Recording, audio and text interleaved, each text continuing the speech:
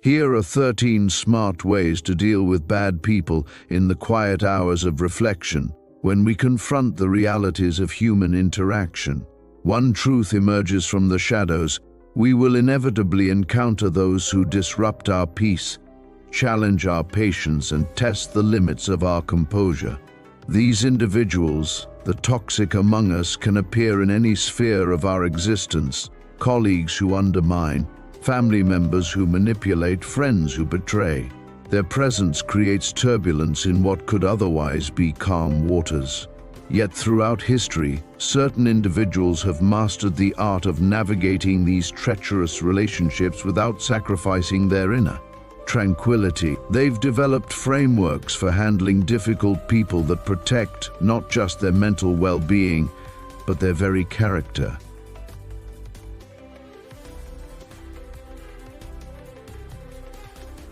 Let us explore 13 profound strategies that these wise individuals have employed, approaches that might transform how we engage with the challenging personalities in our lives. 1. Recognize what you control. Make the best use of what is in your power, and take the rest as it happens. These words, penned by Epictetus, illuminate our first principle. The toxic individual, their words, actions, and disposition, exists beyond the boundary of our control. What remains firmly within our grasp is our response. When confronted by someone who seeks to provoke, remember, they may control their actions, but they cannot dictate your reaction unless you surrender that power. The ancient wisdom teaches us to distinguish between what belongs to us and what does not. Professor Pierre Hadot noted that this discipline of assent represents a fundamental shift in perspective. We learn to withhold our automatic emotional reactions, creating space between stimuli. In this space lies our freedom, our dignity, our strength. 2. Practice the art of indifference. Choose not to be harmed and you won't feel harmed. Don't feel harmed and you haven't been. This isn't shallow advice to ignore genuine injury. Rather, it suggests a profound reframing of what constitutes harm. The barbed comment, the deliberate slight, the passive-aggressive gesture, these can only wound us if we assign them the power to do so. The wise among us have practiced what some scholars call the art of indifference, not cold detachment, but rather a careful evaluation of what truly deserves our emotional investment. When toxic individuals attempt to provoke, consider, does this matter merit the sacrifice of my 3. Observe without judgment. When you wake up in the morning, tell yourself, the people I deal with today will be meddling, ungrateful, arrogant, dishonest, jealous, and surly. These words might initially strike us as cynical. Yet Marcus Aurelius wasn't advocating for misanthropy, but rather a clear-eyed assessment of human nature. By acknowledging the imperfections we will inevitably encounter, we armor ourselves against disappointment. When dealing with toxic individuals, we can adopt the stance of the naturalist, observing their behavior with curiosity rather than condemnation. Their action, keep away, maintain appropriate distance. Keep away from those who try to belittle your ambitions. Small people always do that, but the truly great make you feel that you too can become great. Physical and emotional proximity to toxic individuals exacts a toll that wise people throughout history have recognized. They understood that certain relationships require careful boundaries, not out of fear, but prudent self-preservation. Consider the sage advice of Seneca: associate with people who are likely to improve you. This isn't elitism, but recognition that our development is profoundly influenced by those with whom we spend our time. When circumstances require interaction with toxic individuals, we can practice what modern psychologists call detached contact, fulfilling necessary obligations while maintaining emotional boundaries that protect our inner calm. 5. Speak only what improves upon silence. We have 2 ears and 1 mouth so that we can listen twice as much as we speak. This observation reflects a principle that serves us particularly well when dealing with difficult people.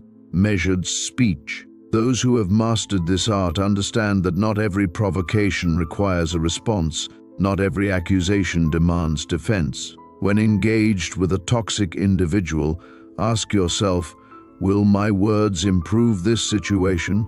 Do they need to be said now? By me? Often, silence proves the more powerful option, not as surrender, but as a deliberate choice that preserves your composure and denies fuel to conflict. One contemporary philosopher noted, in the economy of speech, silence is not bankruptcy but wise investment. Respond rather than react. Between stimulus and response there is a space. In that space is our power to choose our response. In our response lies our growth and our freedom. While not from the classical tradition, this insight captures a principle fundamental to wise interaction with toxic people: the critical distinction between reaction and response. A reaction is automatic, emotional, often regrettable. A response is considered, intentional, aligned with our deeper values. The masters of human interaction have trained themselves to pause even momentarily before engaging, allowing the initial emotional surge to subside. In practice, this might mean taking a breath before speaking, or excusing yourself briefly from a heated exchange. This small space creates the possibility of choosing words and actions that reflect our better nature rather than mirroring the toxic. Number 7. Seek understanding before judgment. When you are offended at any man's fault, turn to yourself and study your own failings. Then you will forget your anger. This counsel reminds us that toxic behavior rarely emerges from contentment and wholeness. Behind the difficult personality typically lies insecurity, fear, or past wounds. Understanding that doesn't justify harmful actions, but can transform how we experience them. The wisest among us have cultivated the habit of asking, what pain might drive this behavior? What fears lurk beneath this aggression? This perspective shifts us from adversaries to witnesses, from targets to observers. Donald Robertson, scholar of ancient philosophy, notes that this cognitive distancing allows us to engage with difficult people from a position of wisdom rather than reactive. Number 8. Remember your own imperfection. When you see someone misbehaving, instead of condemning them, consider how many similar offenses you have committed. This sobering reminder serves not to excuse toxic behavior, but to temper our righteousness when confronting it. We all have moments when our worst selves emerge, times of stress, fear, and insecurity when we've treated others poorly. Acknowledging our own capacity for toxicity cultivates humility, not weakness, but the strength that comes from honest self-assessment. This recognition doesn't demand that we tolerate abuse, but it may soften our approach and open possibilities for genuine connection rather than escalation. As one scholar observed, the harshest critics of others' character flaws often harbor similar tendencies themselves, merely expressed in different forms. Number 9. Focus on principles, not personalities. I have often wondered how it is that every person loves themselves more than all others, but yet sets less value on their own opinion of themselves than on the opinion of others. When dealing with toxic individuals, we often become fixated on the person rather than the principles at stake. The wise throughout history have understood that shifting our focus from the individual to the values we wish to uphold liberates us from personalized conflict. Instead of thinking, how do I deal with this difficult person? We might ask, how do I uphold honesty in this situation? Or how do I maintain respect in this exchange? This subtle shift moves us from reaction to purpose, from conflict to clarity.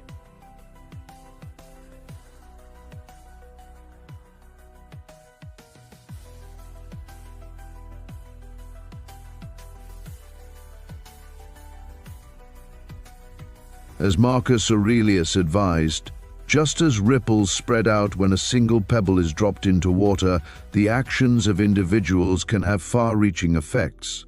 By focusing on principles, we extend our concern beyond the immediate interaction to its wider implications. 10.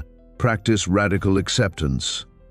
Don't demand that things happen as you wish, but wish that they happen as they do happen, and you will go on well.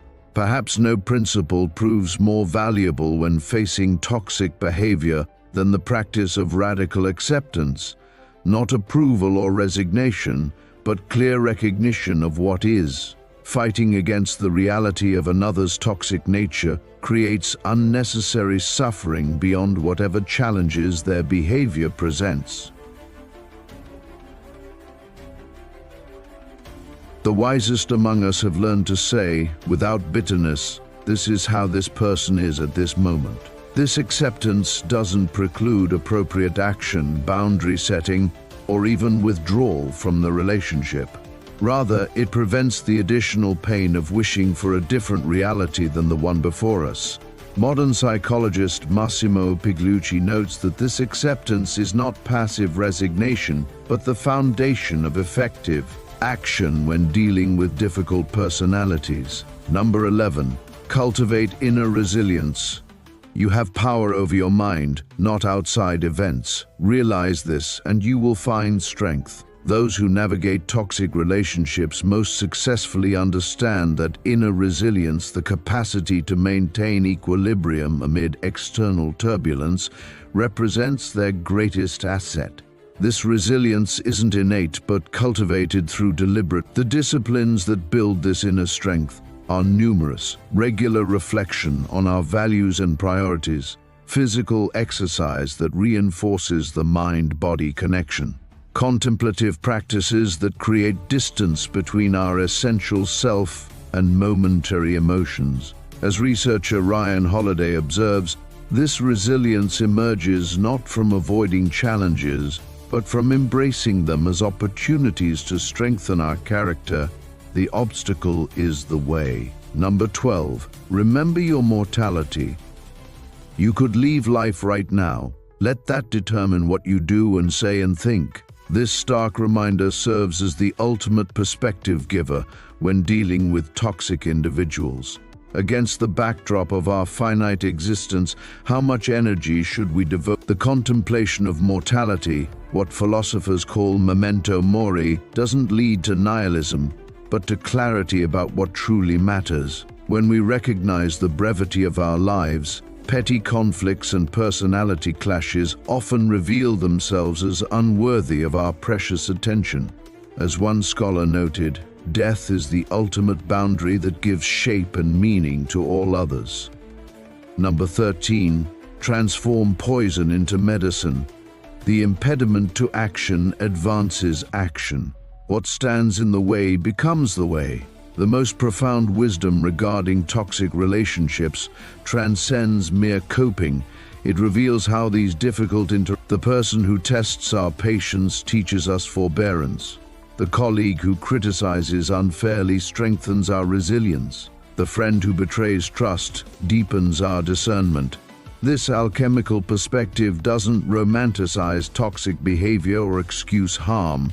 Rather, it acknowledges that our response to such challenges can transform poison into medicine, converting potential damage into development.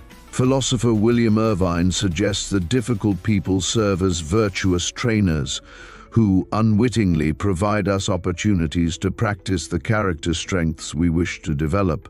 As we reflect on these 13 approaches, a common thread emerges.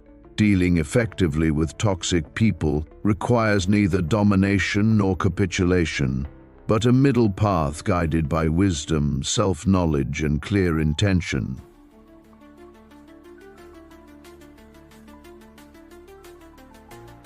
The strategies shared here represent not merely techniques for handling difficult relationships, but a comprehensive philosophy for living well amid the full spectrum of human interaction.